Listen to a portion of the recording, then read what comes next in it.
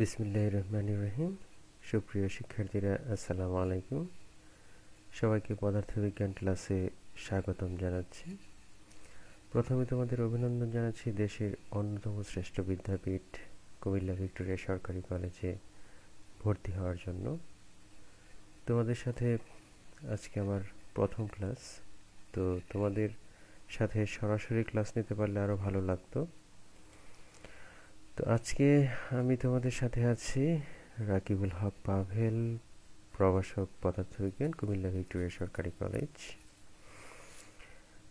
তো ভেক্টর অধ্যায়টা নিয়ে আমরা আজকে কথা বলবো। আমাদের ইতোমধ্যে আমাদের পদার্থবিজ্ঞান বিভাগের বেশিরভাগ স্যারই ভেক্টর চ্যাপ্টার থেকে ক্লাস নিয়েছেন এবং ওনারা অত্যন্ত সুন্দরভাবে, সহজভাবে বিষয়গুলো বুঝিয়ে দিয়েছেন। আশা করি তোমাদের ওইগুলো নিয়ে তেমন কোনো কনফিউশন থাকার কথা না। তারপরে আজকে আমি যে জিনিসটা নিয়ে আলোচনা করব সেটা হলো তোমাদের যে জিনিসগুলো দেখানো হয়েছে ওই জিনিসগুলোরই কিছু অংশের, অর্থাৎ স্কেলার গুণন থেকে তোমাদের একেবারে লাস্ট যে অংশটা আছে ডাইভারজেন্স, কার্ল, গ্রেডিয়েন্ট, এই জিনিসগুলোর কিছু গাণিতিক সমস্যা নিয়ে আজকে আমরা কথা বলবো। তো এখানে আমার ইমেল অ্যাড্রেস আছে, সেল নাম্বার আছে। তোমাদের যদি কোনো কনফিউশন থেকে থাকে সেখানে তোমরা মেইল করতে পারো, অথবা আমাদের যেখানে পোস্টটা পাবলিশড হবে সেখানে তোমরা কমেন্ট আকারে জানাতে পারো। তো আজকে আমরা যে জিনিসটা নিয়ে কথা বলবো, দেখি আজকে আমরা কি নিয়ে কথা বলবো। সেটা হলো যে ভেক্টর গুণন, ভেক্টরের গুণন, স্কেলার গুণন, ভেক্টর গুণন, দিক কোসাইন, ভেক্টরের ত্রিগুণন, গ্রেডিয়েন্ট, ডাইভারজেন্স, কার্ল এবং গাণিতিক সমস্যা। তো প্রথমে আমরা আসি যে ভেক্টর রাশির গুণন দুইভাবে হতে পারে। এই জিনিসগুলো আমাদের জানা আছে, তারপরে আমি একটু তোমাদের মনে করিয়ে দেওয়ার জন্য আজকে আসা। সেটা হলো এক, ভেক্টর রাশিকে স্কেলার রাশি দ্বারা গুণ হতে পারে, ভেক্টর রাশিকে ভেক্টর রাশি দ্বারা গুণ হতে পারে। ঠিক আছে? তো ভেক্টর রাশিকে যখন আমরা স্কেলার রাশি দিয়ে গুণ করি তখন গুণফলটা কিন্তু মনে রাখতে হবে যে সব সময় একটা ভেক্টর রাশি হয়, অর্থাৎ ভেক্টর রাশিকে স্কেলার রাশি দ্বারা গুণ করলে গুণফলটা সবসময় ভেক্টর। যেমন এখানে আমরা একটা এক্সাম্পল যদি দেখি, সেটা হলো কি তোমার F equal to M A. এখানে এটা হলো কি ত্বরণ এবং ভর হলো কি এম। তো ভরটা একটা স্কেলার রাশি। তো এই স্কেলার রাশিটা যখন ত্বরণ ভেক্টর রাশির সাথে গুণ হলো, গুণফলটা ফোর্স যেটা, এটা সবসময় একটা ভেক্টর রাশি হিসাবে কাজ করলো। ঠিক আছে? আবার আমরা ভেক্টর রাশিকে যদি ভেক্টর রাশি দিয়ে গুণ করি তাহলে কি হতে পারে? ভেক্টর রাশিকে ভেক্টর রাশি দ্বারা গুণ করলে গুণফল ভেক্টর রাশি হতে পারে, আবার স্কেলার রাশি হতে পারে। গুণফলটা যদি স্কেলার রাশি হয় তবে সেটাকে আমরা স্কেলার গুণন বলি, আর গুণফলটা যদি একটা ভেক্টর রাশি হয় তাহলে সেটাকে আমরা ভেক্টর গুণন বলি। তাহলে এই যে বিষয়টা, এটাকে যদি আমরা সামারাইজ করি তাহলে বিষয়টা কেমন দাঁড়াবে?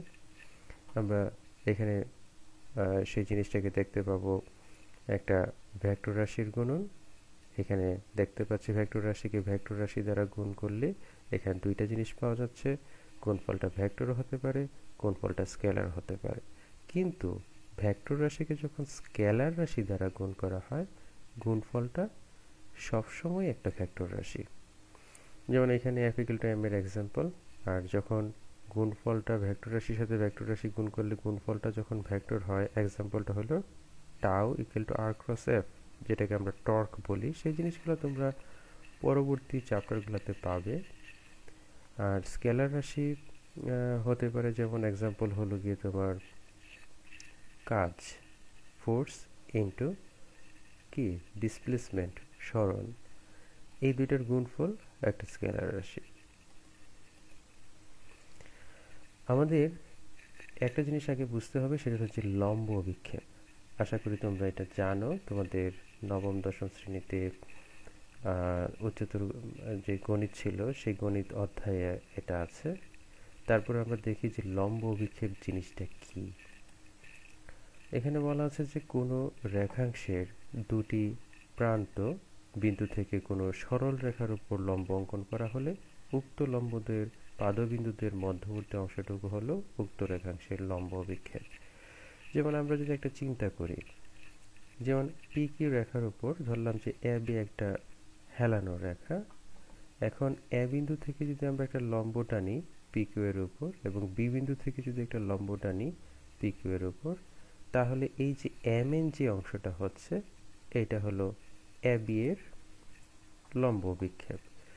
যেমন এটাই আমরা বললাম যে চিত্রে পি কিউ রেখার উপর এ বি রেখাংশের উপর লম্ব অভিক্ষেপ হলো এম এন। যেটা এটাকে আমরা আরেকটু ভালোভাবে যদি বুঝতে চাই এভাবে বলতে পারি, ধরো এখানে একটা কোনো কিছু আছে, যে একটা রেখা আছে, এটার উপরে যদি আমরা একটা লাইট চিন্তা করি, তাহলে এই লাইটটা যখন ভার্টিক্যালি এটার উপরে থাকবে তখন ছায়াটা যতটুকু পড়বে এতটুকু হবে এই জিনিসটার লম্ব অভিক্ষেপ।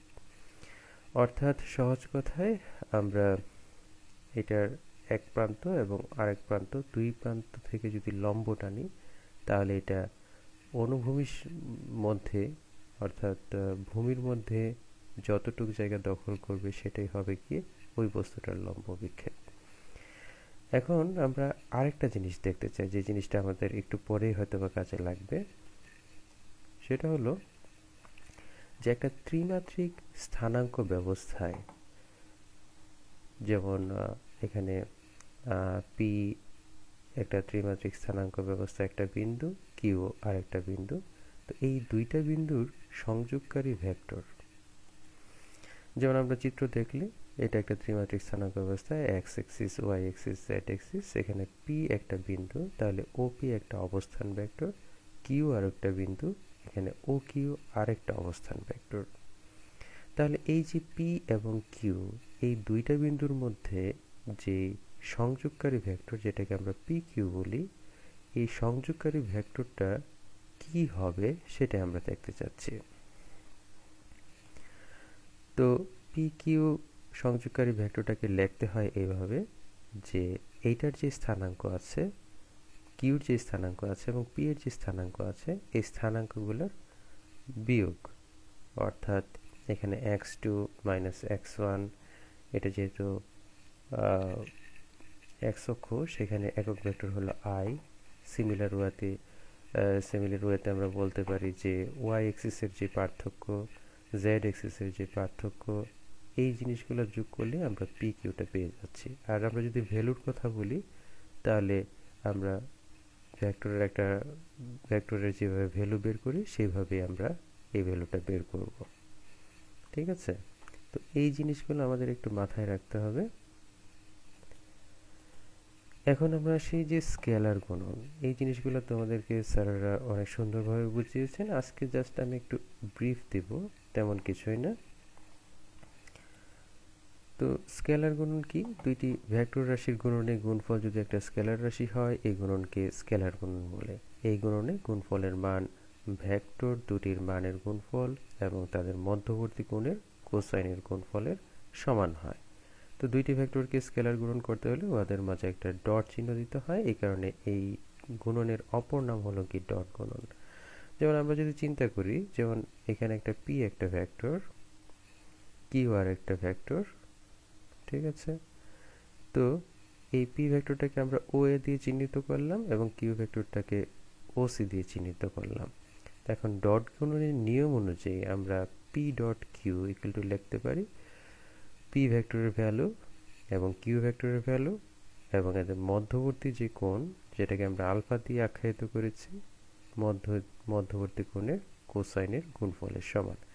যেখানে মনে রাখতে হবে যে আলফাটা অবশ্যই 0 ডিগ্রির চেয়ে বড় অথবা সমান এবং 180 ডিগ্রির চেয়ে ছোট অথবা সমান। ঠিক আছে?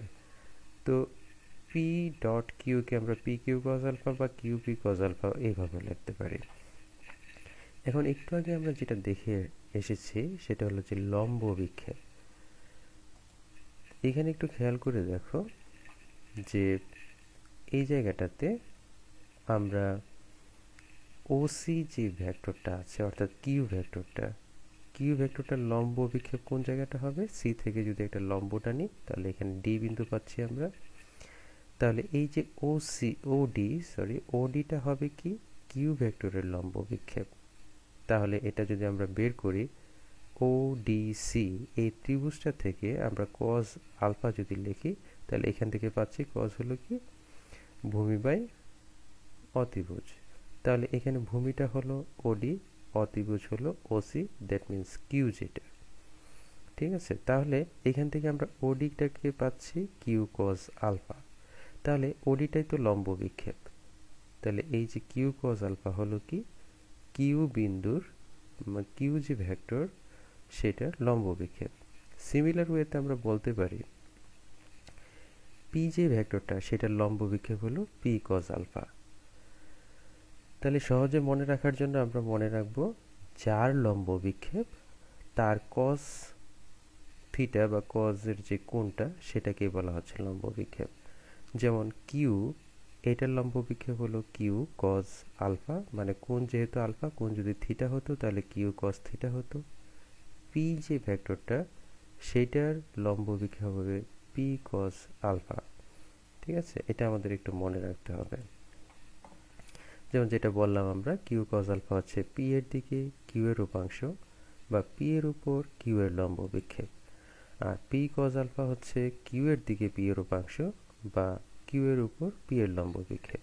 এই জিনিসগুলো তোমরা যদিও জানো, তারপর আমি আরেকবার রিপিট করলাম। তাহলে বলতে পারি আমরা যে কোনো দুইটা ভেক্টরের স্কেলার গুণন বলতে যে কোনো একটি ভেক্টরের মান এবং সেই ভেক্টরের দিকে অপর ভেক্টরের উপাংশের বা সেই ভেক্টরের উপর অপর ভেক্টরের লম্ব বিক্ষেপের গুণফলকে বোঝানো হচ্ছে, ঠিক আছে।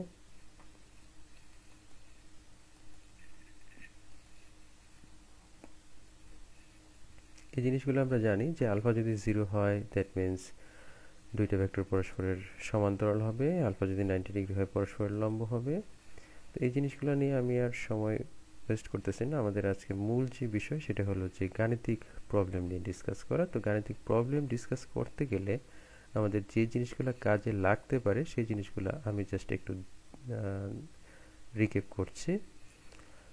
তো এখানে আমরা স্কেলার গুণনের ক্ষেত্রে আমরা জানি যে বিনিময় সূত্র মানে এবং আয়ত একক ভেক্টরগুলোর ক্ষেত্রে অর্থাৎ I dot I, J dot J, K dot K equal to 1 scalar গুণনে, এবং I dot J, J dot K, K dot I বা যেটাই বলি না কেন এখানে দুইটা ভিন্ন জিনিস থাকলে সেখানে গুণফলটা হবে 0। তো স্কেলার গুণফলের কয়েকটা ধর্ম হলো যে সিমিলার জাতীয় দুইটা স্কেলার ভেক্টর যদি হয়ে থাকে, যদি দুইটা ভেক্টর যদি হয়ে থাকে সিমিলার, তাহলে এদের গুণফলটা হবে ওই ভেক্টর দুইটার মানের বর্গ। আর বিনিময় সূত্র তো মেনে চলে আমরা আগেই বলেছি। এখানে একটা ধর্ম আমাদের কাজে লাগবে, সেটা হলো যে যখন দুইটা ভেক্টরকে তোমার পরস্পরের লম্ব কিনা যাচাই করতে যদি বলে তাহলে আমরা ডট গুণন করে যদি 0 পাই তখনই আমরা বলতে পারি যে ওই দুইটা ভেক্টর পরস্পরের লম্ব। কারণ আমরা ডট গুণন থেকে দেখেছি যে আয়ত একক ভেক্টরগুলো দিয়ে I dot J equal to 0, J dot K equal to 0, মানে একক ভেক্টরগুলো আর কি। তার মানে কি আই এক্স অক্ষ বরাবর কাজ করে, জে ওয়াই অক্ষ বরাবর কাজ করে। এক্স এবং ওয়াই অক্ষের মধ্যবর্তী কোণ 90 ডিগ্রি। তো যেহেতু দুইটা যখন দুই অক্ষ বরাবর কাজ করে তখন সেই ক্ষেত্রে আমরা স্কেলার গুণন পেয়ে থাকি 0।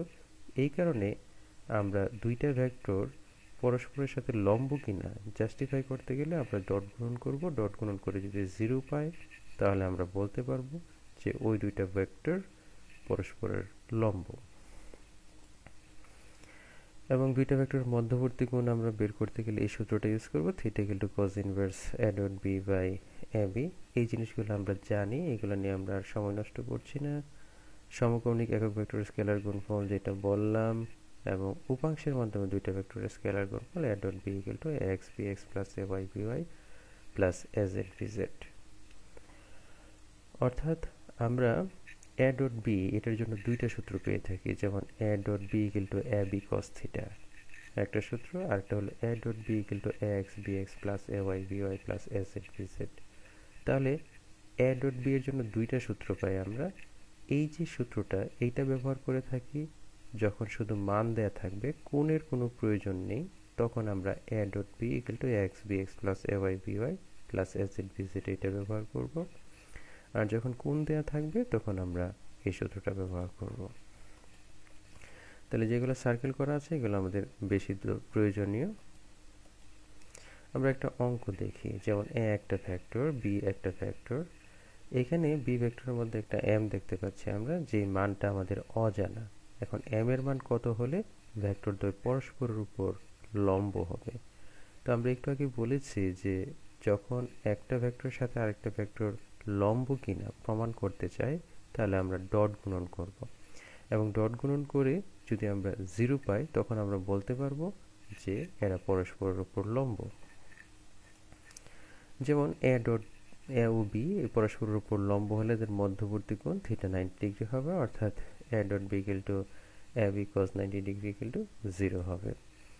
তো এখন যেহেতু বলে দিল যে এম এর মান কত হলে পরস্পরের উপর লম্ব হবে, তাহলে আমরা ধরে নিচ্ছি যে এরা লম্ব আছে, অর্থাৎ A dot B equal to 0 সেই কারণে।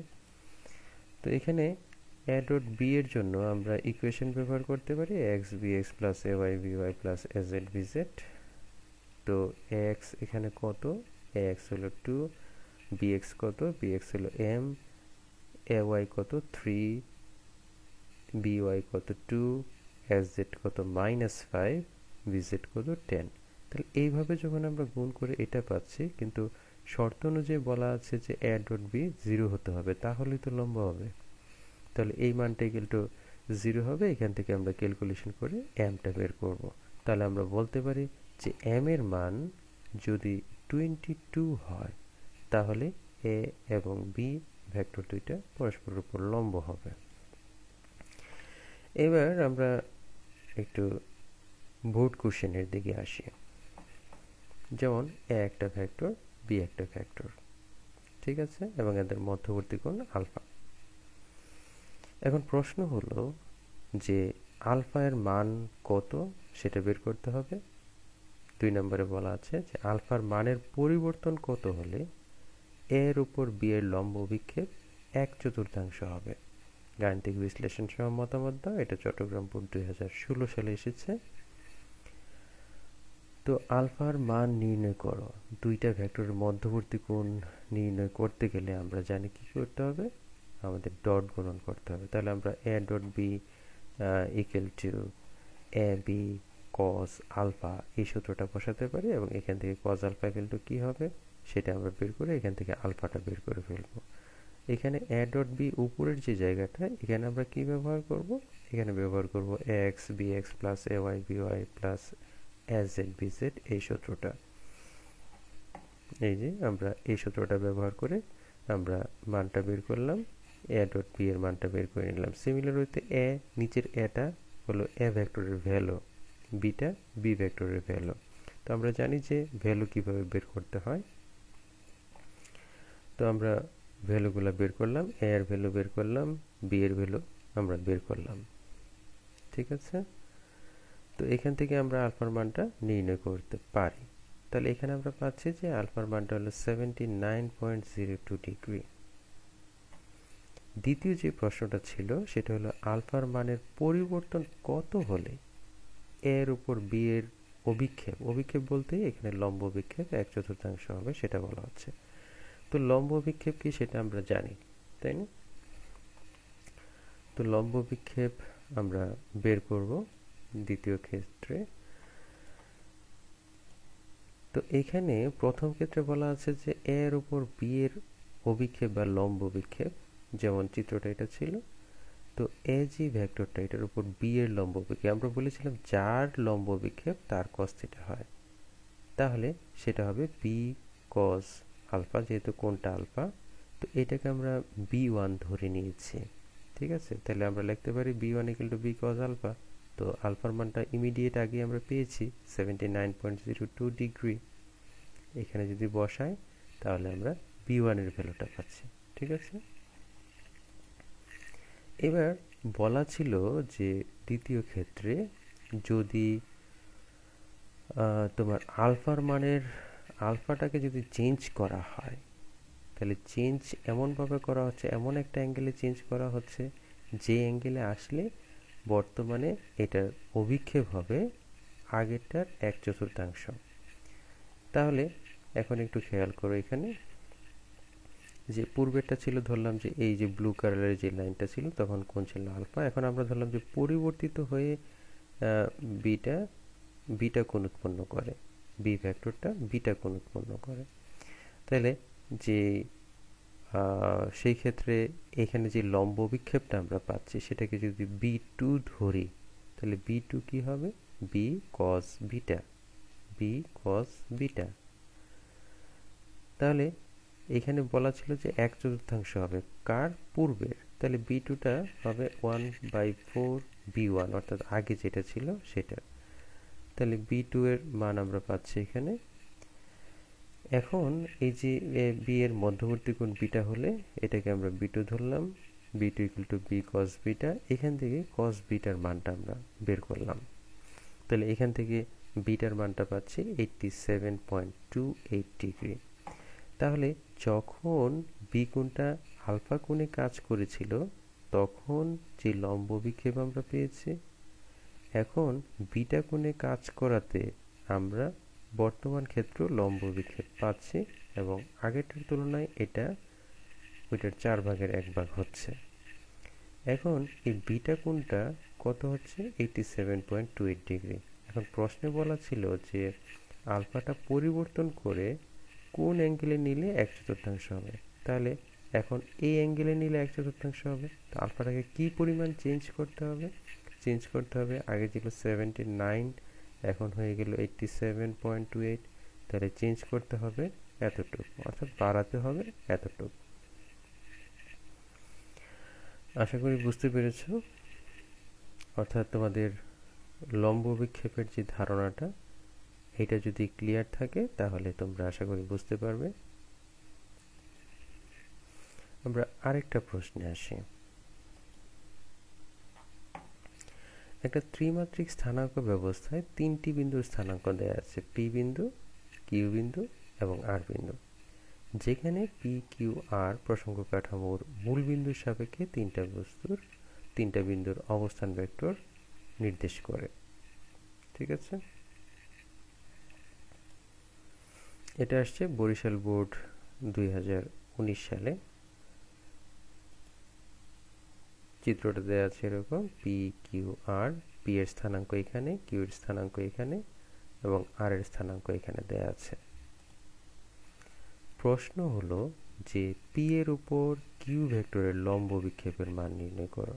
তাহলে আমরা দেখতে পাচ্ছি এই লম্ব বিক্ষেপ বের করাটা, এটা বুঝতে পারাটা আমাদের জন্য জরুরি, কারণ এটা বোর্ডে বারবারই আসে। এবং দ্বিতীয় যে কোশ্চেনটা সেটা হলো পি কিউ এবং আর বিন্দু 3টা ক্রমসংযোজন দ্বারা উৎপন্ন ভেক্টরগুলো দ্বারা গঠিত ক্ষেত্র একটি সমকোণী ত্রিভুজ গঠন করে কিনা তা গাণিতিক বিশ্লেষণের মাধ্যমে ব্যাখ্যা করো। তো প্রথমে যেটা আছে আমাদের সেটাতে আসি, যে পি এর উপর কিউ ভেক্টরের লম্ব বিক্ষেপের মান। তাহলে আমরা বলেছিলাম যার লম্ব বিক্ষেপ তার cos থিটা মানে অ্যাঙ্গেলটা হয় আর কি। তো এখন পি এবং কিউ যে ভেক্টর সেটা কিন্তু স্থানাঙ্ক দেয়া আছে, ভেক্টর হিসেবে দেয়া নাই। তাহলে ভেক্টর যদি পি এর স্থানাঙ্ক এটা হয়, কিউ এর স্থানাঙ্ক এটা হয়, তাহলে পি বিন্দুর অবস্থান ভেক্টরটাকে আমরা লিখতে পারি, যেহেতু এখানে 1 আছে তাহলে i প্লাস 2j মাইনাস কে। একটা স্থানাঙ্ক থেকে অবস্থান ভেক্টর কিভাবে লিখতে হয় সেটা আমরা আশা করি সবাই জানি। আমরা পূর্বের ক্লাসগুলো যদি মনোযোগ দিয়ে করে থাকি তাহলে অবশ্যই আমরা জানব। আর কিউ বিন্দুর স্থানাঙ্ক যদি এটা হয় তাহলে অবস্থান ভেক্টর হবে এটা। অর্থাৎ স্থানাঙ্কের ক্ষেত্রে শুধু মানগুলো দেয়া থাকে, প্রথমটা হয় এক্স এর মান, দ্বিতীয়টা হয় ওয়াই এর মান, তৃতীয়টা হয় জেড এর মান। এবং সাথে আমরা যদি একক ভেক্টরগুলো দিয়ে দিই তাহলে সেটা হয়ে যায় অবস্থান ভেক্টর। এখন প্রশ্নটা ছিল যে পি এর উপর কিউ ভেক্টরের লম্ব বিক্ষেপের মান। তাহলে পি এর উপর কিউ ভেক্টরের লম্ব বিক্ষেপ, পি এবং কিউর মধ্যবর্তী কোণটাকে যদি আমরা থিটা ধরে নিই তাহলে আমরা লিখতে পারি যে পি এর উপর কিউ এর লম্ব বিক্ষেপ কিউ কস থিটা। আমরা বলেছিলাম যে যার লম্ব বিক্ষেপ তার কস থিটা। ঠিক আছে, মনে রাখার জন্য। তো এখন P dot Q equal to আমরা কি লিখতে পারি? তাহলে P dot Q equal to লিখতে পারি পি কিউ কস থিটা। তাহলে যেহেতু আমাদের লম্ব বিক্ষেপ বের করতে হবে কিউ এর, তাহলে Q cos theta equal to what? P dot Q divided by P এর ভ্যালু। তাহলে এখানে আর আমাদের না বোঝার তেমন কিছু নাই। পি ডট কিউ এটার মানটা আমরা বের করে নিলাম, এখান থেকে পি এর মানটা বের করে নিলাম। যদি দুইটা বসিয়ে দিই এখান থেকে আমরা Q cos theta, that means আমরা পি এর উপর কিউ এর লম্ব বিক্ষেপটা পেয়ে যাব, এবং সেটা হলো -1 ডিভাইডেড বাই √6। তাহলে এখানে মাইনাস সাইনটা কি বোঝায়? মাইনাস সাইনটা বোঝায় যে পি এর উপর কিউ এর লম্ব বিক্ষেপের অংশটুকু পি এর বিপরীত দিকে থাকে, অর্থাৎ পি যেদিকে থাকার পি যেদিকে আছে এর অপোজিট দিকে থাকে কিউর যে লম্ব বিক্ষেপের মানটা। তাহলে পি এর উপর কিউ এর লম্ব বিক্ষেপের মান হচ্ছে গিয়ে 1/√6।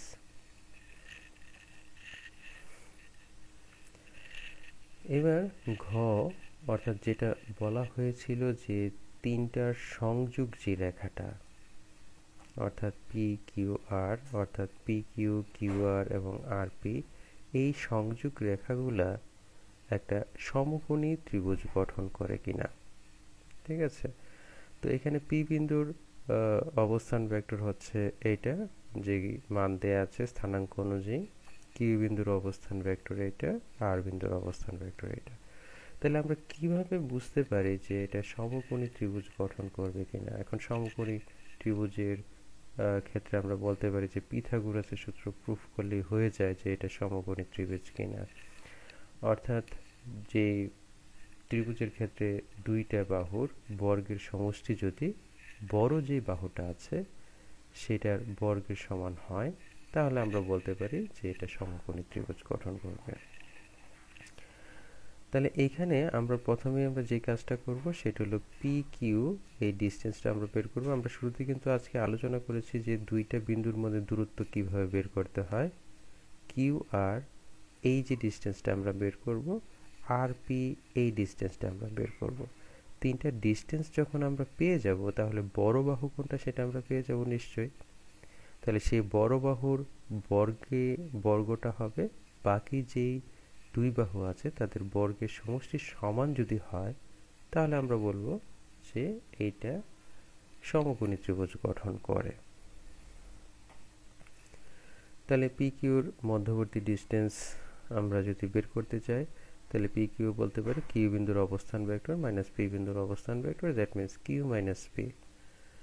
তাহলে কিউ ভেক্টর ছিল এটা, পি ভেক্টর ছিল এটা। তাহলে এইটা থেকে যদি আমরা এটা বিয়োগ করি তাহলে যেটা পাচ্ছি সেটা হবে কি হবে? পি কিউ যে ভেক্টরটা সেটা।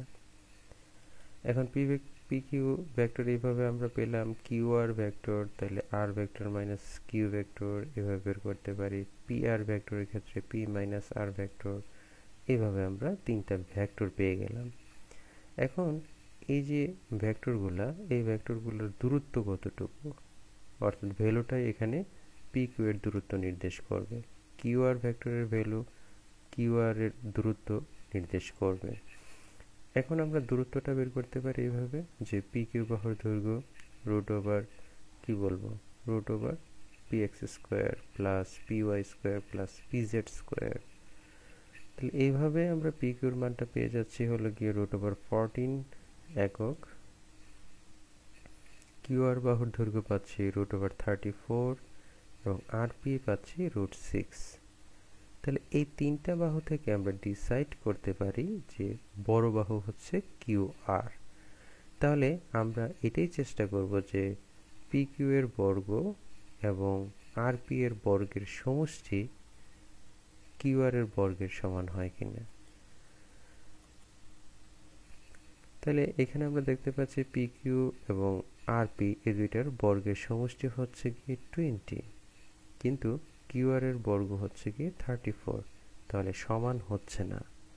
তাহলে সমান যেহেতু হচ্ছে না, তাহলে আমরা বলতে পারি যে এটা সমকোণী ত্রিভুজ গঠন করবে না। বুঝতে পেরেছো কি?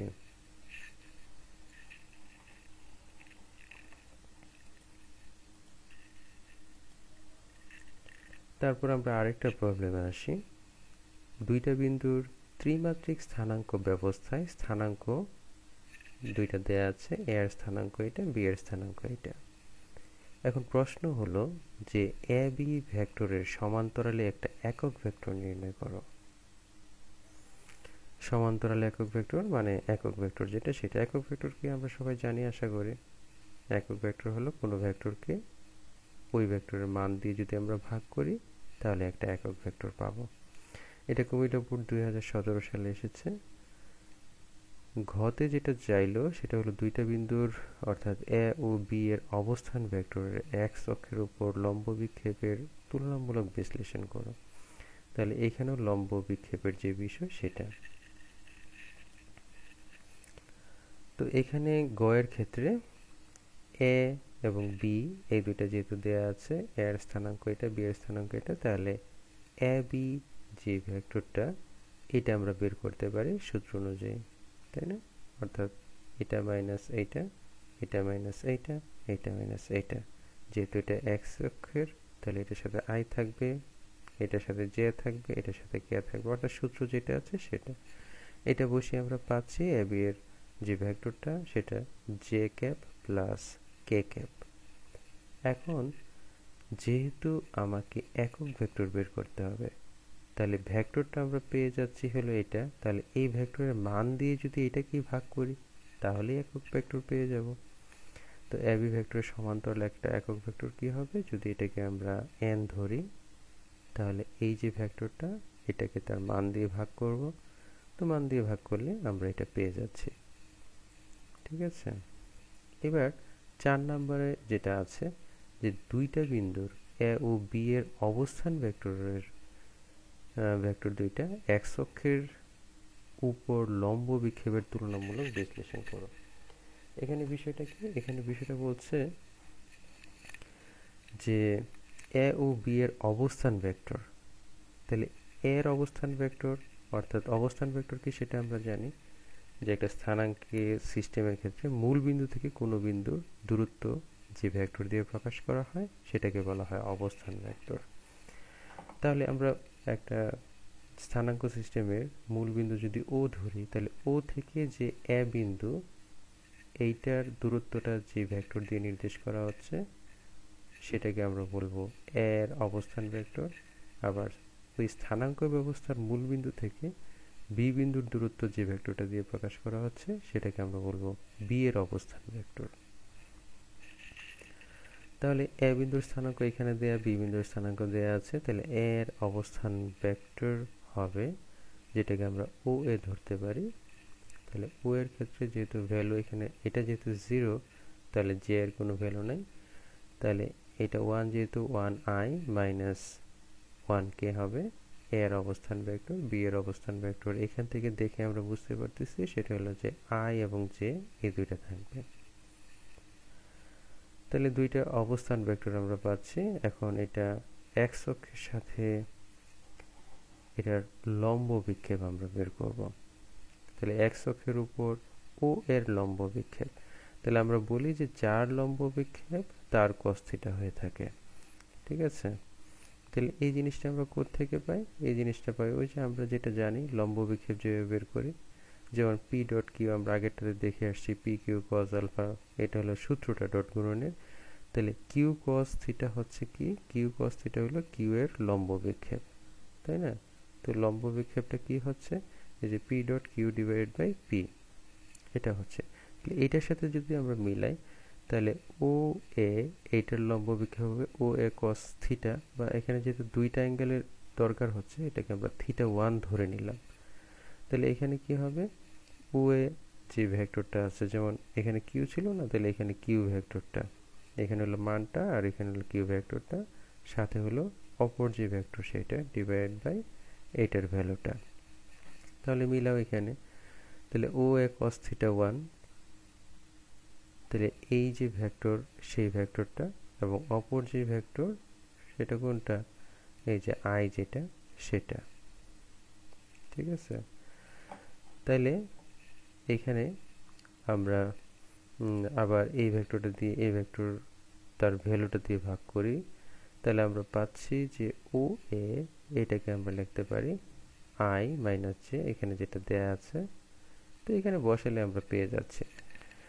তো সিমিলার ওয়েতে আমরা এক্স অক্ষের উপর ও বি এর লম্ব বিক্ষেপ যদি আমরা বের করতে চাই, ও বি এর লম্ব বিক্ষেপ বের করতে চাইলে আমরা ও বি cos থিটা 2 ইকুয়াল আমরা পাচ্ছি সিমিলার ওয়েতে এটা।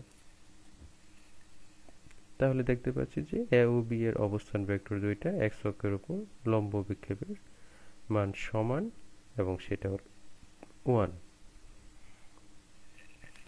তাহলে আমরা এতক্ষণ লম্ব বিক্ষেপ দিয়ে কিভাবে অঙ্ক করতে হয় সেই জিনিসগুলো আশা করি তোমরা বুঝতে পেরেছো। তারপরে তোমরা প্রয়োজন পড়লে এই জিনিসগুলো আবার রিপিট করে দেখবে, তাহলে আশা করি সমস্যা থাকবে না।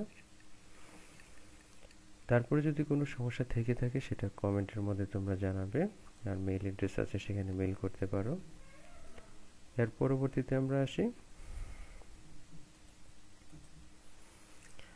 ভেক্টর গুণন, বা যেটাকে আমরা ক্রস গুণন বলে থাকি। ঠিক আছে, আমরা ডট গুণন দিয়ে দেখেছি, এবার ভেক্টর গুণন বা ক্রস গুণনে আসি। তো ভেক্টর গুণন বা ক্রস গুণন কি সেটা আমরা জানি যে দুইটা ভেক্টরের ক্রস গুণন হলো ওই দুইটা ভেক্টরের মান এবং এদের মধ্যবর্তী যে কোণটা থাকবে সেটার সাইনের গুণফলের সমান।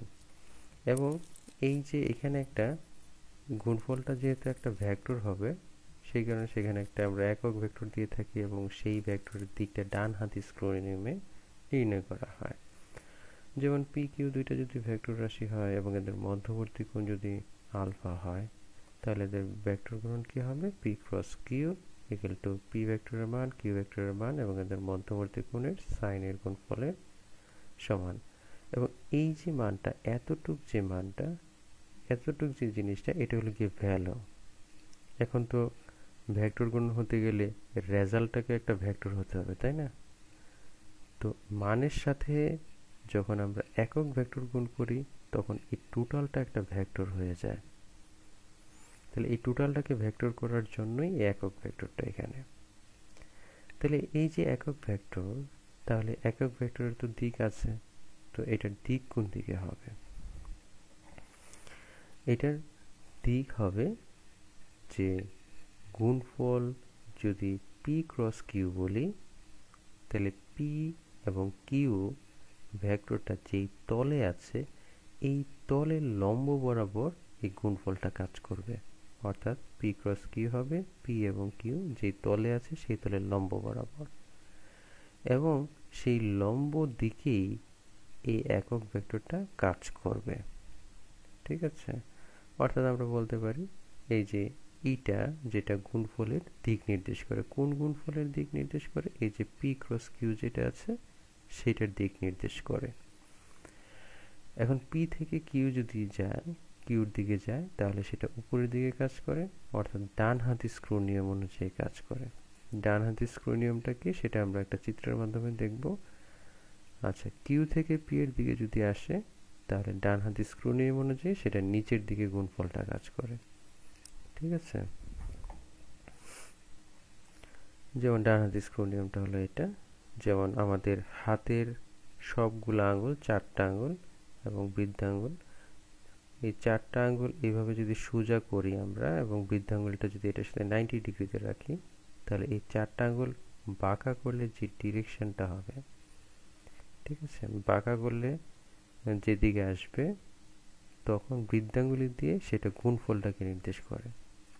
যেমন ধরো এদিকে একটা ইউ ভেক্টর কাজ করছে আর এদিকে ভি একটা ভেক্টর কাজ করছে, তাহলে ইউ থেকে ভি এর দিকে যদি আসি তাহলে গুণফলটা উপরের দিকে কাজ করবে। আমরা আরেকটা চিত্রের মাধ্যমে দেখতে পারি, যেমন এ একটা ভেক্টর আমরা ধরলাম এদিকে ছিল, বি একটা ভেক্টর, তাহলে এ ভেক্টর থেকে বি ভেক্টরের দিকে যদি আসে এইভাবে, তাহলে গুণফলটা কাজ করবে বৃদ্ধাঙ্গুলি দিয়ে উপরের দিকে। সিমিলার ওয়েতে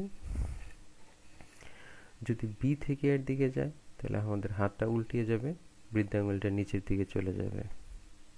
ঠিক আছে, তাহলে এটা হলো ডান হাতি স্ক্রু নিয়ম। এই জিনিসগুলো তোমাদের জানা আছে, এই কারণে আমি আর এখানে খুব বেশি সময় নষ্ট করছি না, আশা করি তোমরা জানো। তো আমরা মূলত আজকে গাণিতিক প্রবলেমগুলোর দিকে ফোকাস দেব। তো গাণিতিক জিনিসগুলো বুঝতে গেলে আমাদের যে জিনিসটা না জানলেই নয়, সেই জিনিসগুলো আমরা একটু বলে আসছি জাস্ট। তো বিশেষ ক্ষেত্রে এই জিনিসগুলো তোমরা জানো, এখানে আমি আর এখানে কিছু বললাম না। এখানে ক্রস গুণন বিনিময় সূত্র মানে না, অর্থাৎ পি ক্রস কিউকে আমরা কিউ ক্রস পি লিখতে পারি না, ইকুয়াল লিখতে গেলে আমাদের একটা মাইনাস সাইন দিতে হয়। তারপর I dot I, J dot J, K dot K equal to 0 হয়, আর আই ডট জে হয় কে, জে ডট কে হয় আই, কে ডট আই হয় জে। এখানে কিন্তু I dot J, I cross J, sorry I cross J যা হবে, J cross I কিন্তু তা হবে না, কারণ এখানে এই গুণফলটাও একটা ভেক্টর। ঠিক আছে, গুণফলটাও যেহেতু একটা ভেক্টর, সেই কারণে এখানে দিকের একটা বিষয় আছে। এবং এই ক্ষেত্রে যে I cross J equal to K হবে নাকি মাইনাস কে হবে, এই জিনিসটা বোঝার জন্য আমরা একটা রুলস ফলো করতে পারি। সেটা হলো এরকম, আমরা যদি এখানে আই, এখানে জে, এখানে কে কে নিয়ে একটা সার্কেল আঁকি, তো সার্কেলের ক্ষেত্রে যদি আমরা ঘড়ির কাঁটার দিকে ক্লকওয়াইজ যদি আমরা ডিরেকশনগুলো দিই, অর্থাৎ আই থেকে যদি জে, জে থেকে যদি কে, কে থেকে যদি আই এর দিকে যায়, তখন রেজাল্টটা হবে পজিটিভ। যেমন দেখো যে আই ক্রস জে, আই থেকে জে, তাহলে রেজাল্টটা পজিটিভ। জে থেকে কে, জে থেকে কে, তাহলে রেজাল্টটা পজিটিভ। কে থেকে আই, তাহলে রেজাল্টটা পজিটিভ। আবার যদি উল্টাটা হয় তাহলে রেজাল্টটা নেগেটিভ। যেমন জে ক্রস আই, জে থেকে আই, তাহলে কিন্তু রেজাল্টটা নেগেটিভ হচ্ছে, অর্থাৎ জে ক্রস আই কিন্তু আমরা মাইনাস কে লিখতে পারি, কে ক্রস জে মাইনাস আই লিখতে পারি। তাহলে কে থেকে কার দিকে, জে এর দিকে, উল্টাটা, তাহলে উল্টাটা গেলে মাইনাস সাইন ব্যবহৃত হয়।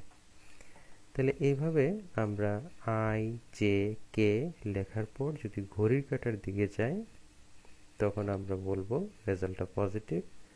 অর্থাৎ যে দুইটা একক ভেক্টর নিয়ে আমরা কথা বলবো, আই এবং জে নিয়ে কথা বললে রেজাল্টটা হবে যেটা নাই সেটা, অর্থাৎ কে। জে এবং কে নিয়ে কথা বললে রেজাল্টটা হবে আই, কে এবং আই নিয়ে কথা বললে রেজাল্টটা হবে জে। তবে মনে রাখতে হবে এই সিকোয়েন্স যদি ঠিক থাকে এবং ঘড়ির কাঁটার দিকের সিকোয়েন্স যদি ঠিক থাকে, তাহলে রেজাল্টটা হবে পজিটিভ, আর অ্যান্টি ক্লকওয়াইজ হলে রেজাল্টটা হবে নেগেটিভ।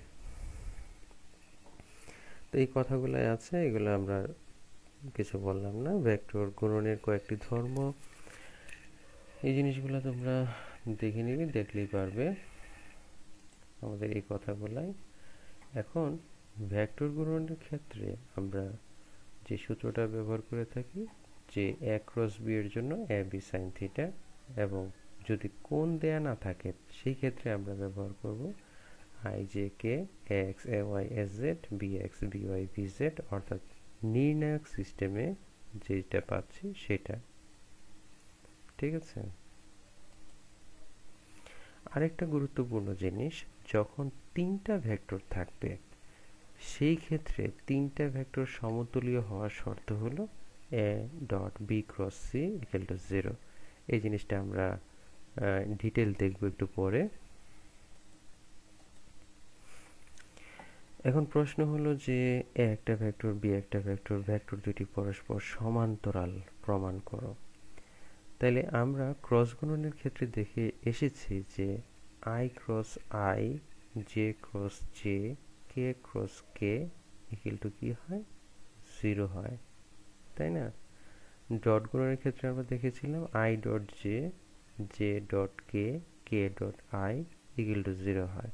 সেই কারণে আমরা ডট গুণনের ক্ষেত্রে ডট গুণন আমরা ব্যবহার করেছি দুইটা ভেক্টর লম্ব কিনা সেটা জাস্টিফাই করার জন্য, আর ক্রস গুণন আমরা ব্যবহার করব দুইটা ভেক্টর সমান্তরাল কিনা সেটা জাস্টিফাই করার জন্য। কারণ ক্রস গুণনের ক্ষেত্রে আমরা পাচ্ছি কি যে I dot I, J dot J, sorry I cross I, J cross J, K cross কে, এগুলো 0 হচ্ছে, তাই না? সেই কারণে আমরা সমান্তরাল প্রুফ করতে গেলে ক্রস গুণন ব্যবহার করি, আর লম্ব প্রমাণ করতে গেলে ডট গুণন ব্যবহার করে থাকি। তাহলে এখানে দুইটা ক্রস গুণন করে নির্ণায়ক সিস্টেমে আমরা যদি 0 পাই তাহলে আমরা বলতে পারি যে পরস্পর সমান্তরাল। এটা খুবই সিম্পল একটা ম্যাথ এবং এটা আমরা জাস্ট চেক করার জন্য দিয়েছি। এইবার বলতে পারি যে দুইটা সমান্তরাল হওয়ার শর্তে কি? সমান্তরাল হলো যে এটার ক্রস গুণন যদি আমরা 0 পাই তাহলে আমরা বলতে পারি যে দুইটা পরস্পরের সমান্তরাল।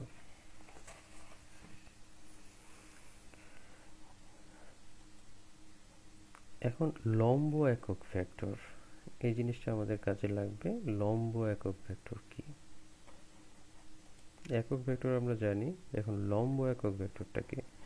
যেমন এই চিত্রটার মধ্যে এ একটা ভেক্টর, বি একটা ভেক্টর, তাহলে এ থেকে বি এর দিকে গেলে এখানে এ ক্রস বি, তাহলে এই যে এন যেটা দেখতে পাচ্ছি এখানে হলো কি গুণফলের দিকটা, অর্থাৎ এ ক্রস বি এর দিক হলো উপরের দিক। এই ক্ষেত্রে এ ক্রস বি এ থেকে বি এর দিকে আসলে এটা আসবে নিচের দিকে। তো লম্ব একক ভেক্টরটা কি? চিত্র অনুযায়ী লম্ব একক ভেক্টরটাকে যদি আমরা এটা ধরি তাহলে এইখানে গুণফলটা তো কাজ করে এদিকে, তাই না? তাহলে গুণফলটার একক ভেক্টর, তাহলে গুণফলটা হলো এ ক্রস বি, এ বি এর গুণফল এ ক্রস বি। তাহলে এই গুণফলটাকে তার মান দিয়ে ভাগ করলে গুণফলের দিকে একক ভেক্টর পাওয়া যাবে। গুণফলটাই তো লম্ব দিকে কাজ করে। কার লম্ব দিকে কাজ করে? গুণফলটা এ বি যে তলে আছে সেই তলের লম্ব বরাবর কাজ করে। সেই কারণে লম্ব একক ভেক্টর বের করতে গেলে আমরা যে দুইটা ভেক্টর থাকবে তাদের ক্রস গুণন করে সেই ক্রস গুণনের মান দিয়ে যদি ভাগ করি তাহলে লম্ব একক ভেক্টর পাবো। আবার আমাদের চিত্রটা যদি এরকম হয় বি থেকে এর দিকে, আগে ছিল এ থেকে বি এর দিকে, এরপর যদি বি থেকে এর দিকে হয় বা এইভাবে হয় তখন আমরা লম্ব একক ভেক্টর ব্যবহার করব B cross A divide by B into A. এখানে প্লাস মাইনাস আমরা কেন দিচ্ছি? প্লাস মাইনাস দিচ্ছি এই কারণে, কারণ এন এর দিকটা উপরের দিকে হতে পারে, নিচের দিকে হতে পারে। উপরের দিক যদি পজিটিভ হয়, নিচের দিক নেগেটিভ, সেই কারণে আমরা প্লাস মাইনাস দিচ্ছি।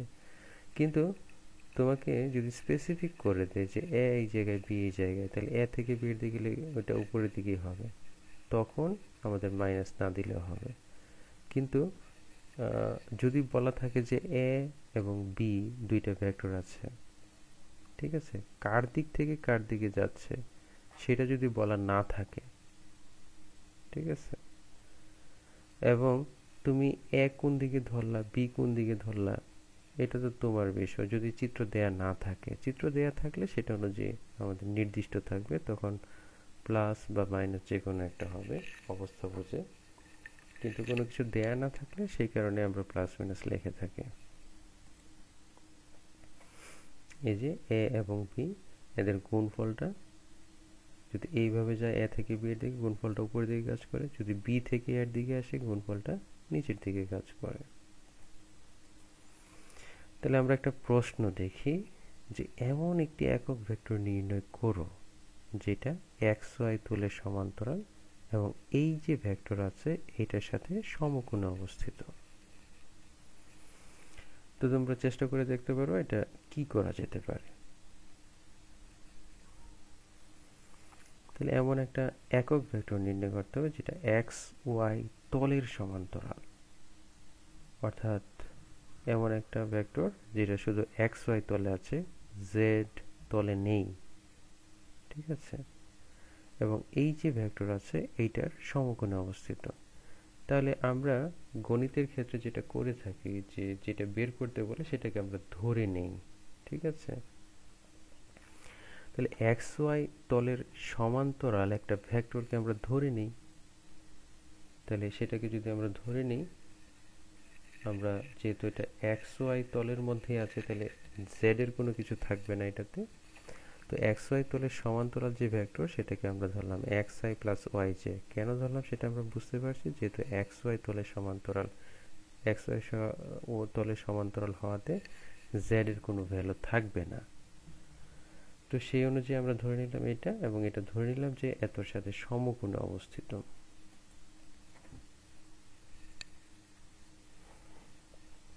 তাহলে দুইটা ভেক্টর যদি পরস্পরের সাথে সমকোণে থাকে, আমরা জানি যে তাদের ডট গুণফল 0 হয়।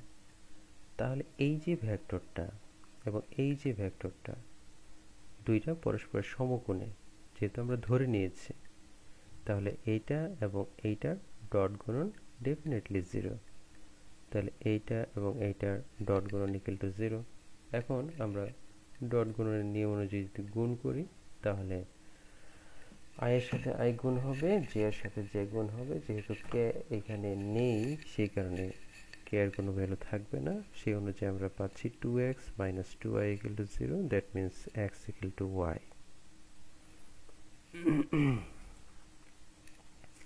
তাহলে যেহেতু আমাদেরকে বলছে যে একটা একক ভেক্টর নির্ণয় করো, লম্ব একক ভেক্টর, তো এই লম্ব একক ভেক্টর হলো যে ভেক্টরটা আমরা ধরেছি, এই ভেক্টর ডিভাইড বাই এই ভেক্টরের মান। তাহলে এই ভেক্টরের মান X square plus Y square.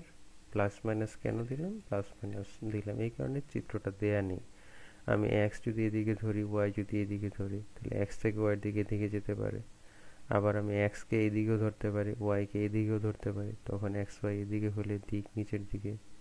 সেই কারণে আমরা প্লাস মাইনাস নিয়েছি। এখন আমরা যেহেতু এখানে এক্স ইকুয়াল টু ওয়াই পাচ্ছি, অর্থাৎ এক্স যে কথা ওয়াই একই কথা, তাহলে এখানে আমরা ভ্যালু বসালে আমরা পাচ্ছি, এখানে আমরা সব জায়গায় যদি বসাই তাহলে এরকম পাচ্ছি। ওয়াই কমন নিলে এটা হচ্ছে, রুট ওভার এটা হচ্ছে, তাহলে ওয়াই ওয়াই ক্যান্সেল হয়ে যাচ্ছে, অর্থাৎ আমরা রেজাল্ট পাচ্ছি plus minus half I cap plus J cap. তাহলে লম্ব একক যে ভেক্টরটা সেটার মান পাচ্ছি আমরা এটা।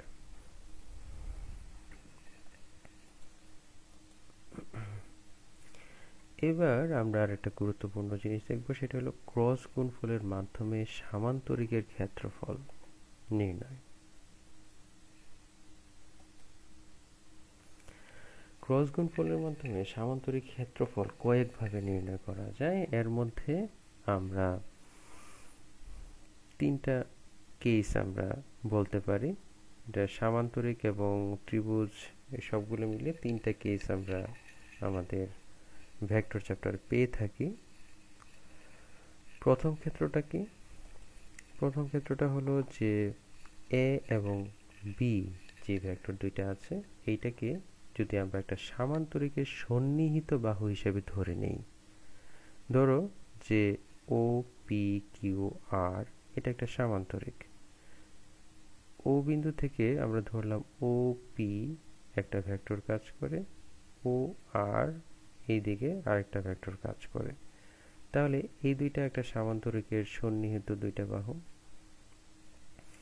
এখন সামান্তরিকের দুইটা সন্নিহিত বাহুকে যদি আমরা দুইটা ভেক্টর দিয়ে নির্দেশ করি, এই ক্ষেত্রে আমরা সামান্তরিকের ক্ষেত্রফল কি পাই সেটা আমরা দেখব। তো এখন চিত্র অনুযায়ী এই আর বিন্দু থেকে যদি আমরা একটা লম্ব আঁকি, সেটাকে নাম দিলাম এইচ। তাহলে এই ত্রিভুজটাতে আমরা cos থিটা ইকুয়াল টু কি লিখতে পারি? ভূমি বাই অতিভুজ, অর্থাৎ cos থিটা ইকুয়াল টু আমরা লিখতে পারি এই যে এই জায়গাটা, আর অতিভুজ কোণটা এইচ যেটা আছে সেটা। তো এইচ এর মানটা আমরা পাচ্ছি cos দিয়ে হলে এটা, আচ্ছা আমরা এখানে সাইন দিয়ে যদি বের করে নিই, যেহেতু এই মানটা আমাদের জানা নেই, তাহলে আমরা সাইন দিয়ে বের করি। তাহলে সাইন থিটা ইকুয়াল টু কি লিখতে পারি? সাইন থিটা ইকুয়াল টু, বলো তোমরা নিজেরা বলো,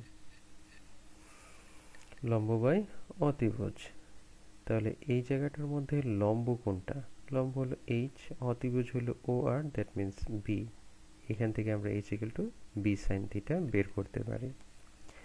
এখন বিষয় হলো যে এই সামান্তরিকের ক্ষেত্রফলটা আমরা কিভাবে বের করতে পারি। এখানে বলা হচ্ছে যে ক্রস গুণফলের মাধ্যমে সামান্তরিকের ক্ষেত্রফল বের করা যায়। এখন আমরা সেটাই দেখতে চাচ্ছি যে কিভাবে বের করা যায়।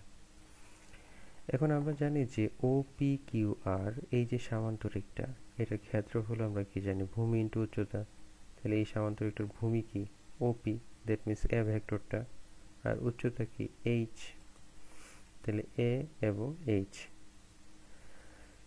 তাহলে আমরা ক্ষেত্রফল যেহেতু নির্ণয় করছে, এটা আমরা শুধু ভ্যালুটা দিয়ে নির্ণয় করতেছি, এখানে দিক বিষয় না। এই কারণে ভূমি বলতে আমরা এ ভেক্টরের ভ্যালুটাকে নিয়েছি, উচ্চতা এইচটাকে নিয়েছি। তো এখন এ ক্রস বি, অর্থাৎ এ ক্রস এইচ, এখানে আমরা একটু আগে পেয়েছি যে এইচ এর মানটা হলো বি সাইন থিটা। ঠিক আছে, তাহলে এ বি সাইন থিটা, এটাকে আমরা কি লিখতে পারি, এ ক্রস বি। আমরা এ ক্রস বি ইকুয়াল টু কি জানি, এ ক্রস বি ইকুয়াল টু জানি A B sine theta into একটা একক ভেক্টর। তাহলে যদি আমরা শুধু ভ্যালুটা নেই, তাহলে এ বি সাইন থিটা পাচ্ছি। তাহলে এ বি সাইন থিটা হলো এ ক্রস বি, যে ভেক্টরটা ক্রস গুণন, এটার ভ্যালুটা, তাই না? তাহলে আমরা বলতে পারি যে সামান্তরিকের ক্ষেত্রফলটা হলো দুইটা ভেক্টরের ক্রস গুণফলের ভ্যালু। এটাকে যদি আমরা কথায় বলি, তাহলে বলতে পারি দুইটা ভেক্টর কোনো সামান্তরিকের দুইটা সন্নিহিত বাহু নির্দেশ করলে ভেক্টর দুইটার ভেক্টর গুণফলের মান উক্ত সামান্তরিকের ক্ষেত্রফলের মান নির্দেশ করে। তাহলে এই পয়েন্টটা আমরা মনে রাখবো। এই যে আমরা রেড সার্কেল করা, যে রেড যে বাউন্ডারি দেয়া আছে, এখান থেকে আমরা বলতে পারি যে এটা একটা সামান্তরিকের ক্ষেত্রফলটা হলো দুইটা ভেক্টরের ক্রস গুণফলের মানের সমান। তবে যেই দুইটা ভেক্টরের ক্রস গুণফল হচ্ছে, সেই দুইটা ভেক্টর দিয়ে সামান্তরিকের দুইটা সন্নিহিত বাহুকে যদি নির্দেশ করা যায় তাহলে। এইবার সেকেন্ড কেসে আমরা আসি।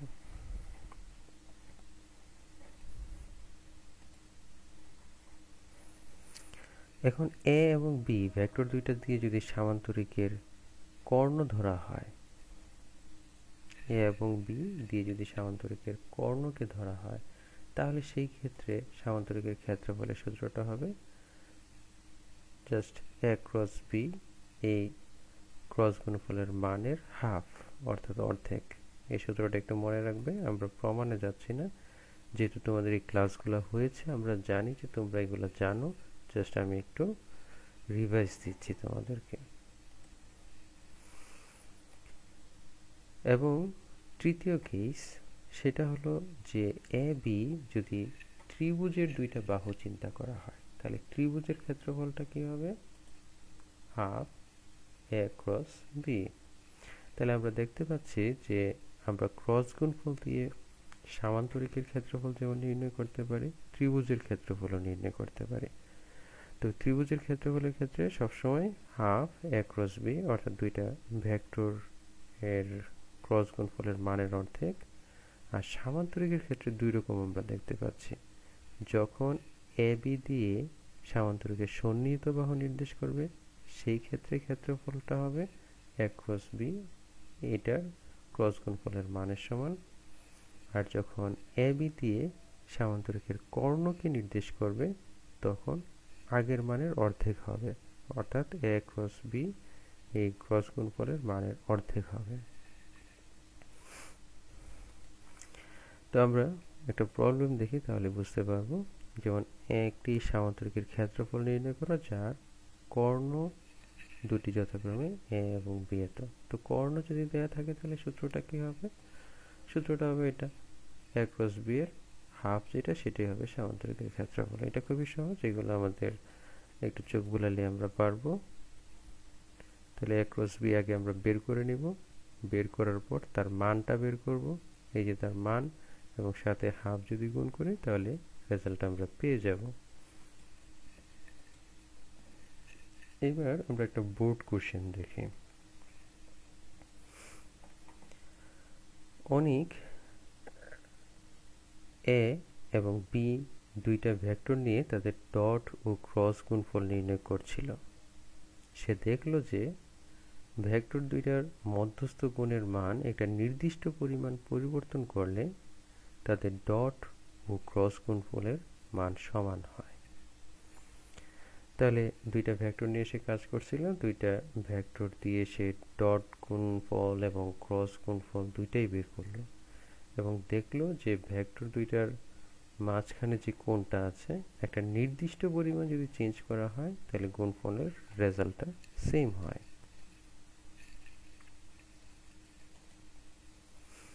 এটা বরিশাল বোর্ড 2019 সালে এসেছে। এখন প্রশ্ন হলো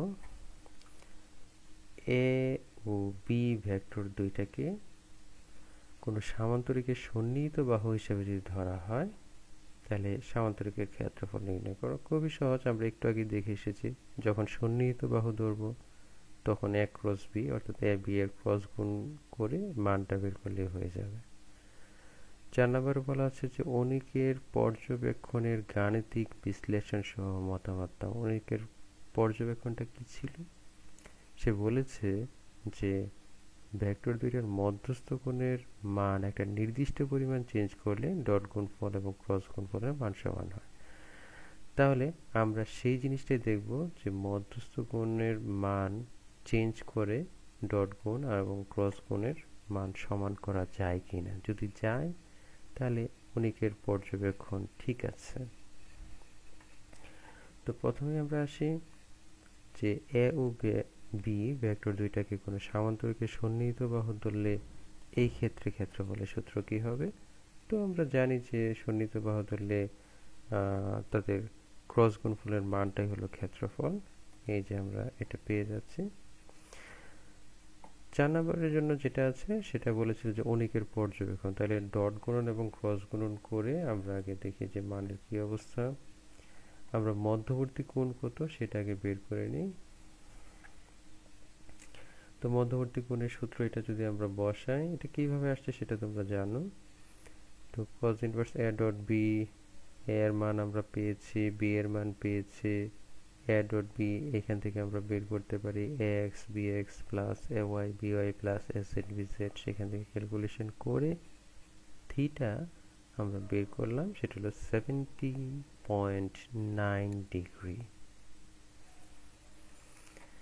এখন যেহেতু বললো যে ডট গুণফল এবং ক্রস গুণফলের মান সমান হয় থিটার মানের একটা নির্দিষ্ট মানের পরিবর্তন হলে,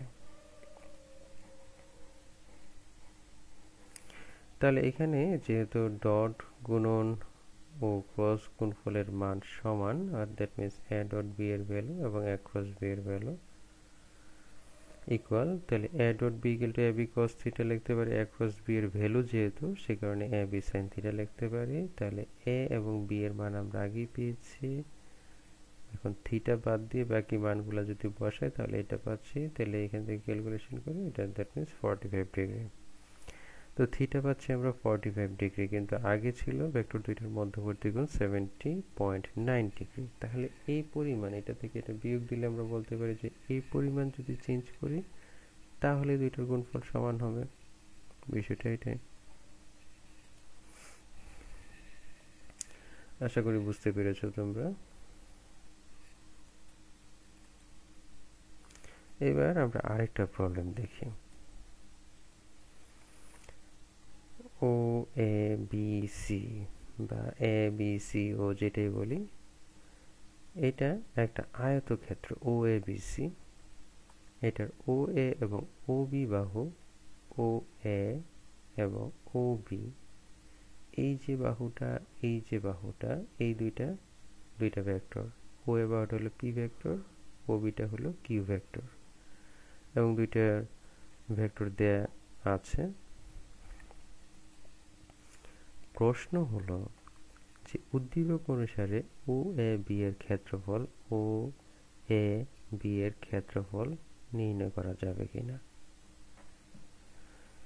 বা এটার ক্ষেত্রফলটা কত। 4 নম্বরে বলা আছে যে উদ্দীপক অনুসারে θ1 এবং θ2, θ1 এবং θ2, এটা θ1 এটা θ2, কোনটা বড় গাণিতিক বিশ্লেষণের মাধ্যমে দেখাও। তাহলে এখানে প্রথমে আমরা যদি ক্ষেত্রফল নির্ণয় করতে চাই, ঠিক আছে, তো ক্ষেত্রফল নির্ণয় করতে গেলে এই যে ও এ বি, এটা একটা ত্রিভুজ হিসেবে যদি চিন্তা করি, ত্রিভুজের দুইটা সন্নিহিত বাহু হিসেবে এটা কাজ করে, তাহলে আমরা সূত্র বসালে পেয়ে যাচ্ছি যে পি এবং কিউ এর ক্রস গুণন করে তার মানের হাফ হলেই আমরা পেয়ে যাচ্ছি, তাই না, P cross Q into half, তাহলে আমরা ক্ষেত্রফলটা পেয়ে যাচ্ছি। তো পি ক্রস কিউর ভ্যালুটা আমরা আগে বের করে নিব, বের করার পর এটার মানটা আমরা বের করব, এটাকে হাফ করে দিলে আমরা পেয়ে যাব ও এ বি এর ক্ষেত্রের ক্ষেত্রফল। এবার আসি আমরা θ1 এবং θ2 মধ্যে কোনটা বড় তা গাণিতিকভাবে জাস্টিফাই করতে হবে। তো চিত্রটা আমরা আবার নিলাম, এখানে আমরা ধরে নিলাম যে পি এবং কিউ যে ভেক্টরটা, দ্যাট মিনস ও এ এবং ও বি যে ভেক্টর, এদের মধ্যবর্তী কোণ থিটা। তাহলে এই পি কিউর ক্রস গুণন করে আমরা মানটা একটু আগে পেয়েছি, সেটা হলো √66, ঠিক আছে। তো এটার মান কি, পি কিউ সাইন থিটা। এইখান থেকে ক্যালকুলেশন করে আমরা থিটাটা বের করলাম। থিটাটা কি, এই ও এ এবং ও বি এর মধ্যবর্তী কোণ এইটা। এখন আমাদের কিন্তু প্রশ্নে উল্লেখ ছিল যে এইটা একটা আয়তক্ষেত্র, তো এটা যেহেতু আয়তক্ষেত্র, এই যে অ্যাঙ্গেলটা অর্থাৎ এ ও সি, এটা 90 ডিগ্রি, অর্থাৎ আমরা বলতে পারি theta plus θ1 equal to 90 degree. তো এইখান থেকে θ1টা আমরা বের করে ফেলতে পারি, তাই না। তাহলে এইখান থেকে আমরা θ1 আমরা বের করতে পারি, যেহেতু থিটার মান 53 আছে, তাহলে θ1 এর মান হলো 36। আর আমাদের বাকিটা না করলেও হয়, কারণটা কি, এটা যেহেতু আয়তক্ষেত্র, এই বাহু সমান, অর্থাৎ কর্ণ দুইটা সমান, তাহলে থিটা যা হবে θ2 তাই হবে, তাই না, এটা না করলেও হয়। আচ্ছা, তাহলে এখানে কি করলো সেটা আমরা দেখি যে এ ও সি এবং ও এ বি, এই দুইটা ত্রিভুজ যেহেতু সর্বসম, তাহলে অ্যাঙ্গেল ও এবং অ্যাঙ্গেল এ, এই দুইটা সমান। তাহলে আমরা বলতে পারি যে এখানে θ2 সমান। তো এত কিছু বলার দরকার নাই, যেহেতু আমরা জানি এটা একটা আয়তক্ষেত্র, তো আয়তক্ষেত্র হলে তার কর্ণ দুইটা সমান থাকে, অর্থাৎ এইখানে বাহু সমান হলে তাদের কোণগুলো সমান হয়, ঠিক আছে, যেহেতু এটা কমন বাহু। আচ্ছা, তাহলে এখান থেকে আমরা কি বলতে পারি, এখান থেকে বলতে পারি যে θ2 θ1 থেকে বড়।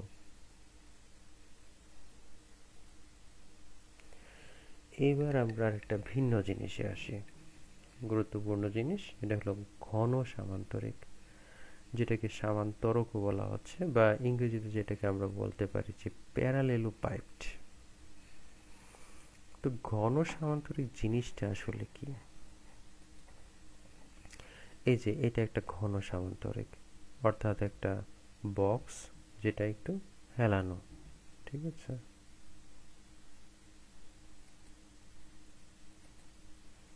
যেমন এখানে চিত্রটা দেখো, এখানে হয়তো বা ছবির জন্য দেখা যাচ্ছে না এটা।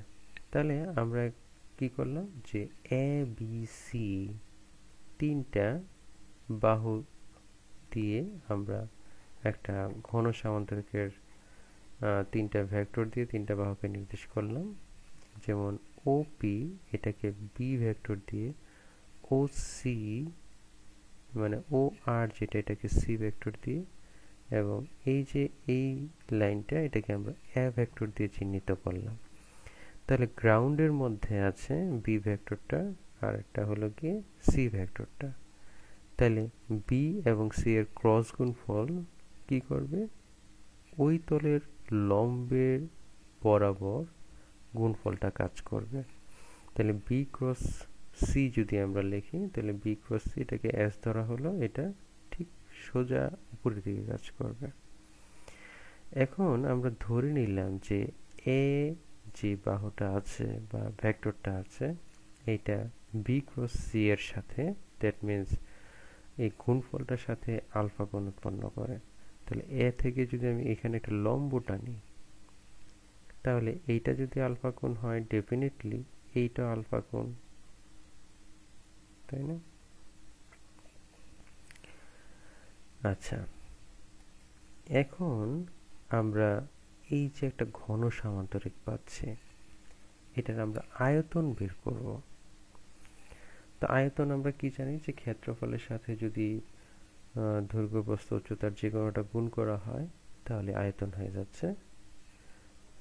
তাহলে আমরা ও পি কিউ আর, নিচের যে বেসটা অর্থাৎ গ্রাউন্ড যেটা আছে, এটার ক্ষেত্রফল যেটা আছে, এটা তো একটা সামান্তরিক। এই সামান্তরিকের ক্ষেত্রফলের সাথে যদি আমি উচ্চতাকে গুণ করি, তাহলে এই ঘন সামান্তরিক যেটা আছে সেটার আয়তনটা আমরা পেয়ে যাব। যেমন এখানে আয়তনটাকে ভি ধরলে উচ্চতা into O P Q R সামান্তরিকের ক্ষেত্রফল। তাহলে এই যে সামান্তরিকটা, এই সামান্তরিকের ক্ষেত্রে আমরা ক্ষেত্রফলটাকে আমরা ধরে নিলাম এস। এস দিয়ে আমরা বি ক্রস সি এটার ভ্যালুটাকে বোঝাচ্ছি।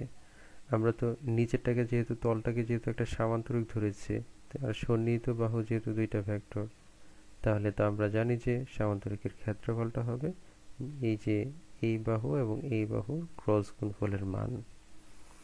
তো সেই ক্রস গুণফলের মান হলো এস, যেটা এস মানে বি ক্রস সি, এই যে আমরা লিখলাম। এখন এইচ যেটা, এইচটা কি? উচ্চতা।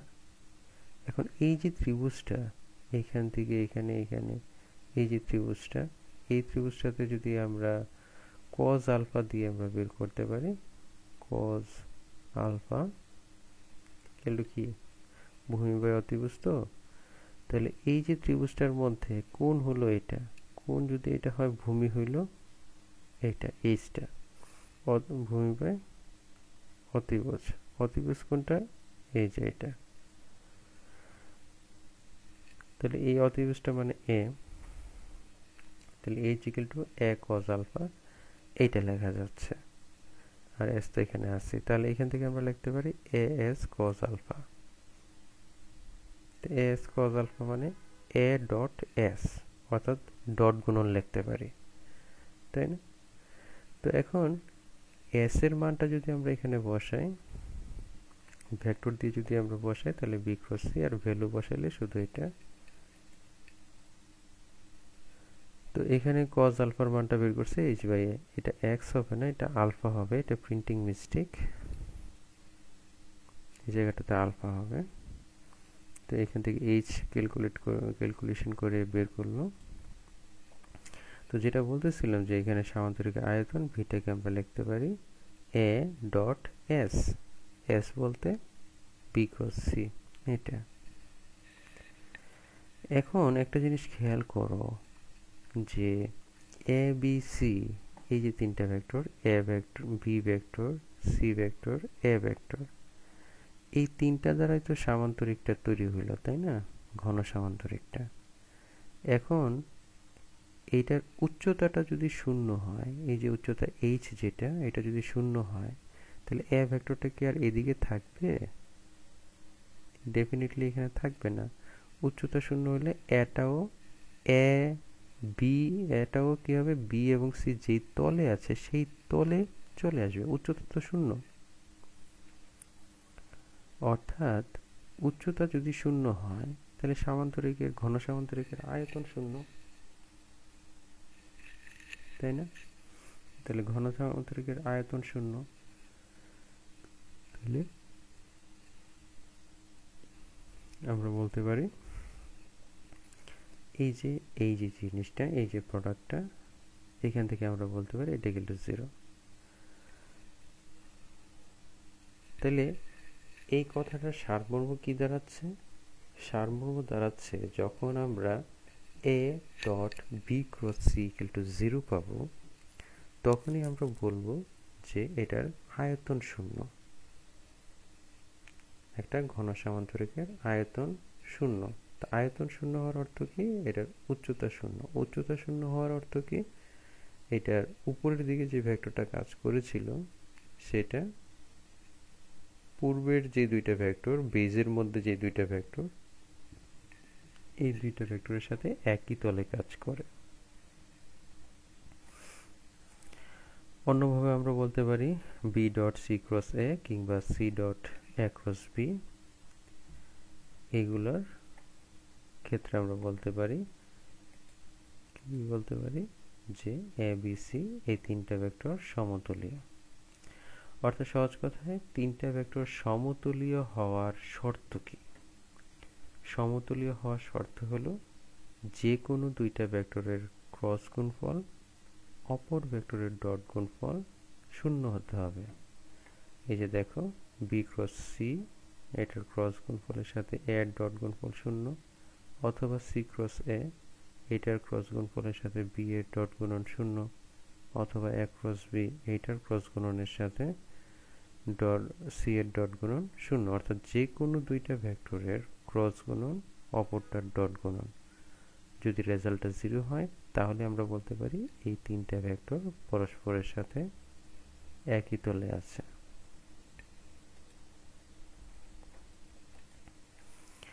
তো A dot B cross C equal to 0 কথাটার অর্থ কি? অর্থ হলো যে এই যে বি ক্রস সি যে ভেক্টরটা অর্থাৎ এস যে ভেক্টরটা, এই ভেক্টরটা কি হবে? এর উপর লম্ব হবে। কারণ যখন A dot B cross C equal to 0, এটা 0 হলেই কি হবে? এ ভেক্টরটার এই জায়গায় থাকবে না। যেমন ধরো এটা, এই চিত্রটা যদি বলি, এ ভেক্টরটার এই জায়গায় থাকবে না। তখন কি হবে? বি আর সি যেই তলে আছে এটা সেই তলে চলে আসবে। তাহলে এটা এই তলে থাকবে। তো যদি এটা এই তলে থাকে, তাহলে এ বি এবং সি যে ভেক্টরটা, বি ক্রস সি এর যে ভেক্টরটা, এইটার সাথে লম্ব হবে। কথাটা বুঝতে পেরেছো কিনা? অর্থাৎ আমরা বললাম যে এটা যদি 0 হয়, কথাটার অর্থ হলো বি ক্রস সি তো একটা ভেক্টর, সেই ভেক্টরটাকে যেমন আমরা এস ধরেছি, এই যেমন ধরো এ ডট এস, এটা যদি হয়, এটা থেকে আমরা এ তো এ লাগলো, বি ক্রস সি কে আমরা এস লিখতে পারি না? তো A dot S equal to V পাচ্ছি না? তাহলে ভি যদি শূন্য হয় তাহলে ডট গুণন শূন্য। তো ডট গুণন শূন্য হওয়ার অর্থ কি? এ এবং এস দুইটা পরস্পরের সাথে লম্ব। তো এস মানে তো বি ক্রস সি।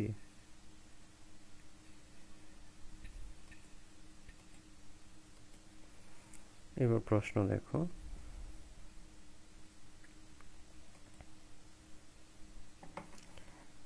তিনটি বিন্দু এ বি সি এর স্থানাঙ্ক যথাক্রমে এত এত এত। কোনো সুষমবেগে গতিশীল বস্তুর বি বিন্দু হতে সি বিন্দুতে পৌঁছাতে 2 সেকেন্ড সময় লাগলো। সবকটি রাশি এসআই এককে দাও। আচ্ছা, এটা 2018 সালে এসেছে।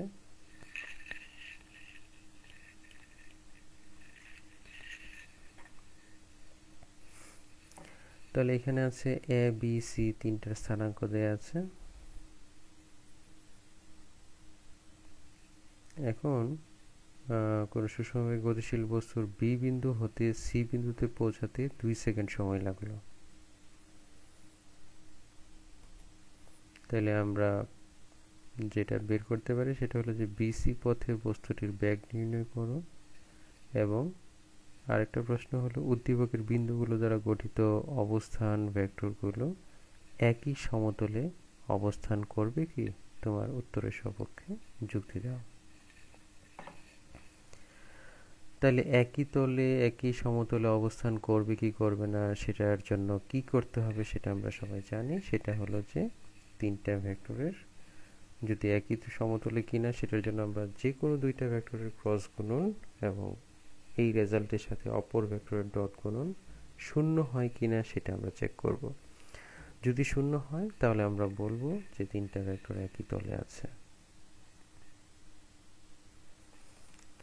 তো গতে যেটা আছে যে বিসি পথে বস্তুটির বেগ নির্ণয় করো।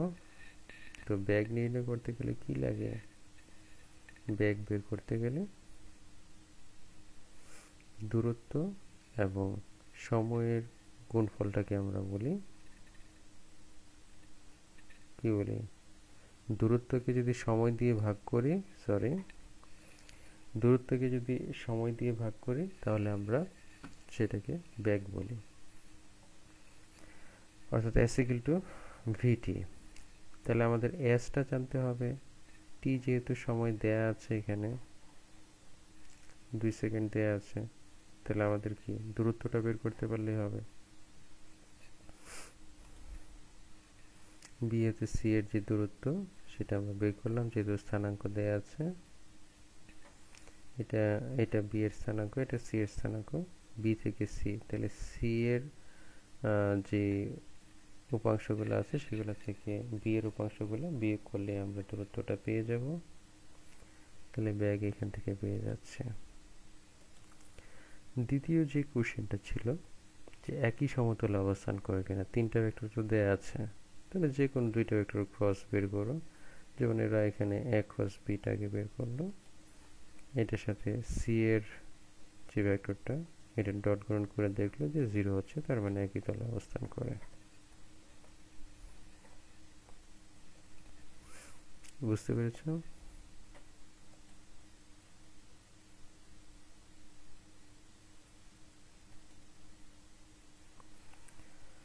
আচ্ছা, দিক কোসাইন নিয়ে আমরা এখন কথা বলবো। আচ্ছা, আমাদের ক্লাসটা লম্বা হয়ে যাচ্ছে, আর আমাদের যেহেতু অনলাইনে রেকর্ড করে আমরা দিচ্ছি, এটা একটা নির্দিষ্ট ডিউরেশন পর্যন্ত রেকর্ড হয়, তারপর আবার অফ হয়ে যায়। তো আমরা এটা যদি অফ হয়ে যায় তাহলে আমরা এই কারণে আমরা আগেই বলে নিচ্ছি যে যতক্ষণ আমরা দেখলাম এটাকে আমরা যদি পার্ট 1 ধরে নিই, এরপরে যেটা আসবে যদি কোনো কারণে অফ হয়ে যায় সেটাকে আমরা পার্ট 2 হিসেবে নিয়ে নিব। তো সুতরাং তোমরা পার্ট 1 এর পর পার্ট 2টা দেখবে, দুইটা একসাথে দেখবে, ঠিক আছে? তো আমরা যেহেতু অফ হওয়ার সময় হয়ে গেছে, আমরা এটা দ্বিতীয় অংশে রাখি। আমরা দিক কোসাইন আমরা দ্বিতীয় অংশ থেকে আলোচনা করব, দ্বিতীয় পার্টে আমরা সেই জিনিসটা নিয়ে আসবো।